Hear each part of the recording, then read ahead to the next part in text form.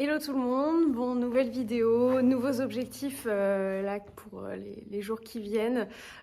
Donc comme vous l'avez vu dans la précédente vidéo, on a totalement fini de décaisser la maison. Donc maintenant le gros objectif ça va être de gérer les évacuations, notamment des eaux usées. Donc c'est des réseaux qu'on va faire nous-mêmes. Donc là pour ça il va falloir qu'on trace toutes les cloisons au sol, le futur plan de la maison en fait, pour ensuite prévoir tous les tuyaux. Dans les grandes lignes, ça a été pas mal de réflexions pour savoir où est-ce qu'on allait les mettre, comment on allait les faire passer, etc. On a fait venir aussi un bureau d'études pour l'assainissement, parce que du coup, il faut qu'on mette un assainissement autonome, donc nous, ce sera une micro-station.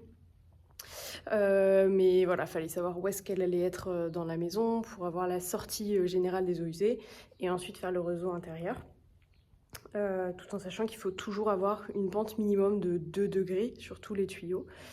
Donc voilà, il a fallu pas mal réfléchir, on a dessiné tout ça, et puis là on va commencer à faire la partie pratique en dessinant au sol, et puis en faisant les tranchées là où il faut faire des tranchées pour faire passer les réseaux. Donc voilà, je vais vous laisser regarder tout ça.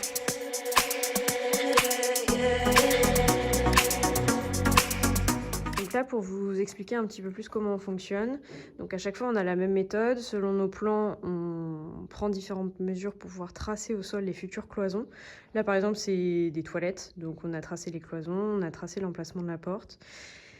Et ensuite, à partir de ça, on vient mettre les différents points d'évacuation des eaux. Donc là, par exemple, ce sera pour les futures toilettes et ici pour le futur petit meuble vasque, parce qu'on veut qu'il y ait un robinet dans les toilettes. Du coup, à chaque fois, il faut prévoir la taille du bâti pour les WC, la taille du meuble vasque, etc. Souvent, le fait de tracer aussi au sol, ça nous permet de mettre en avant pas mal de questions qu'on a. Où est-ce qu'on met précisément le meuble vasque pour qu'il puisse passer et que la porte puisse s'ouvrir. Enfin, tous ces petits détails-là où parfois sur un plan, on ne se rend pas vraiment compte. Et puis ensuite, au sol, on trace les évacuations, donc pas forcément tous les traits, parce que sinon on s'y retrouve plus, ou alors il faudrait avoir une deuxième couleur en bombe à la limite. Mais nous, on sait que notre sortie des eaux usées vers l'extérieur, ça va se faire ici. Du coup, on trace juste les lignes droites, et puis ensuite les coudes à 45 qu'il faudra qu'on mette. Donc là, typiquement, le coude à 45 pour les WC. Là, il y a un autre coude pour une douche qui sera plus loin. Et puis là, le départ du tuyau. Donc bref, on essaie de faire des repères au minimum par terre, mais voilà, pour s'y retrouver au mieux et assez rapidement. Donc voilà ce que ça donne en tout cas pour les WC. On avait prévu de faire nos évacuations là prochainement, sauf qu'en fait on se rend compte qu'il y a encore plein de choses qui vont mettre pas mal de gravats sur le sol. Donc on ne veut pas mettre en place nos évacuations et les abîmer avec tout ce qu'on peut faire tomber ensuite.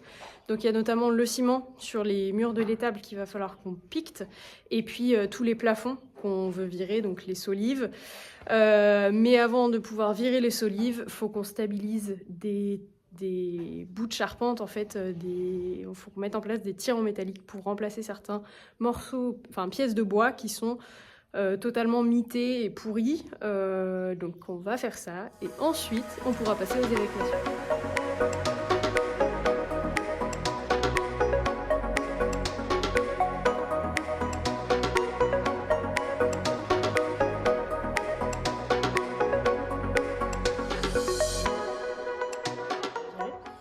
Et on commence à piqueter l'enduit et en fait c'est un des seuls murs où vraiment quand on pique il y a des gros blocs de pierre qui s'en vont en même temps là, ça là. Donc c'est pas la cata, mais il a bien pris l'eau vu que de l'autre côté il y a un regard qui récupérait toutes les eaux de pluie. Donc celui-là il a vraiment bien pris cher. Donc je pense qu'il va y avoir pas mal de travail de maçonnerie derrière pour le consolider avant de se dire qu'il tombera pas en miettes. Donc voilà, il faudra qu'on prévoie ça aussi au planning, mais bon, fallait s'en douter, de toute façon le ciment c'est jamais bon sur les murs en pierre, parce que ça ne fait pas respirer l'eau, donc forcément l'eau s'accumule et ça détruit tout à l'intérieur. Donc voilà, là on va filer récupérer un peu de bois qu'on a vu sur le bon coin, et puis demain l'étape ce sera vraiment de virer tout ça, de finir tout ça et d'évacuer les gravats. Voilà, donc suite demain.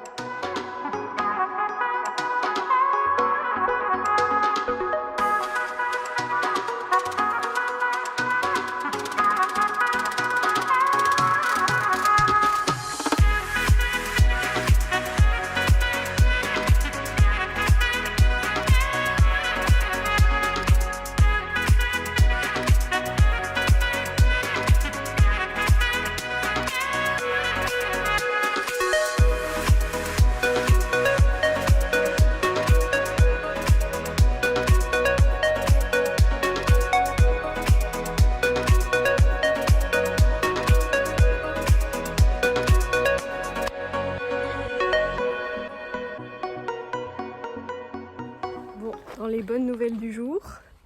Regardez ce qui vient d'arriver. Tous nos tuyaux pour les futures évacuations ont été livrés. Et là, dans quelques minutes, il y a le sable qui va être livré aussi. Donc on va pouvoir avancer sur les évacs.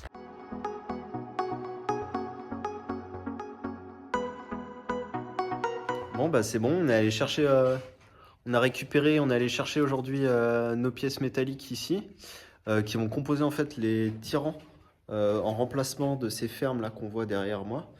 En gros, ces fermes là ont pour but de gérer et maintenir un écartement de la charpente au niveau des pentes et tout.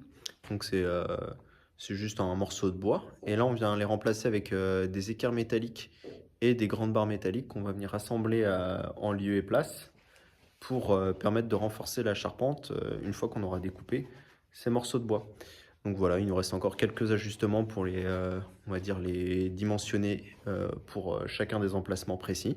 Puis voilà, aujourd'hui on s'occupe de ça, on les perce, on les ponce, Mathilde s'en occupe derrière. Et derrière on va sûrement les peindre, même pas sûrement, on va les peindre pour les protéger au cas où qu'elles rouillent, même si bon, c'est pas ambition de rouiller, et, vu que c'est à l'intérieur et tout, mais bon, on préfère protéger au cas où.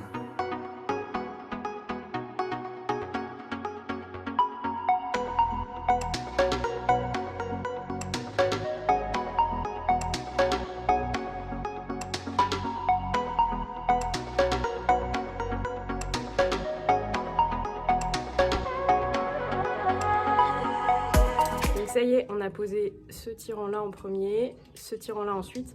On fonctionne toujours de la même manière. On pose d'abord le morceau qui est en équerre contre la charpente.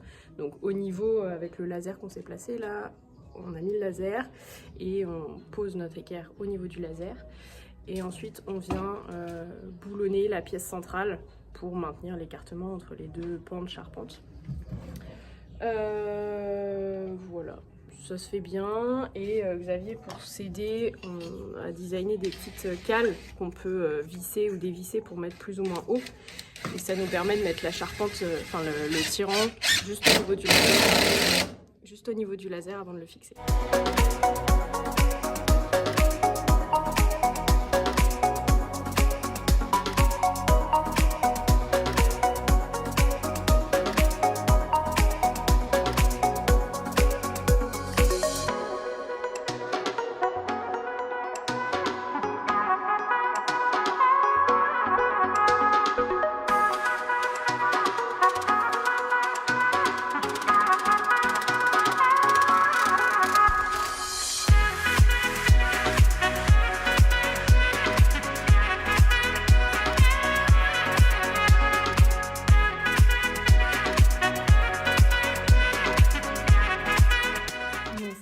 Tous les tirants de l'étage sont posés.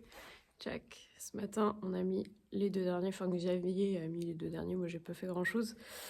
Moi, j'ai plutôt continué de retirer juste la dernière partie de torchis qu'il y avait pour essayer de dégager les solives qu'il y a ici, parce que c'est celle qu'on va faire tomber.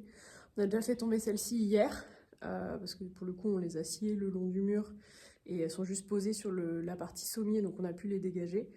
Et celles-ci, elles sont juste posées sur le sommier et posées sur le mur. Donc j'ai viré le torchis qui restait pour pouvoir les dégager et enlever ça cet après-midi.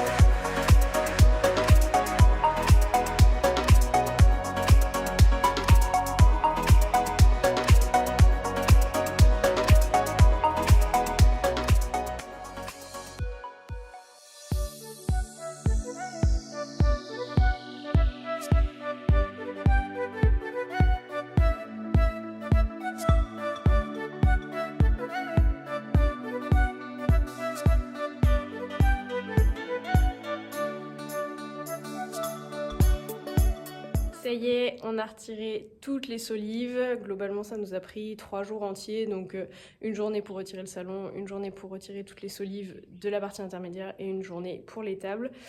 Là, on est tombé sur la partie intermédiaire sur Cette grosse poutre métallique, à la base on avait prévu de l'enlever, mais elle est ultra lourde.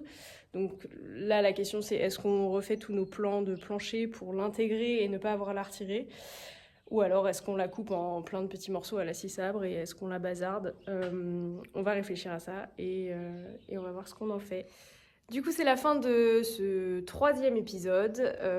Bon, comme vous l'avez vu, on ne s'est pas du tout occupé des évacuations. Finalement, il nous restait encore pas mal de démolitions. Mais au moins, ça y est, maintenant, tous les plafonds sont tombés. On a retiré tous les gravats qui auraient pu tomber sur les futurs tuyaux. Et maintenant, on va vraiment devoir s'attaquer aux évacuations et au réseau sous la dalle.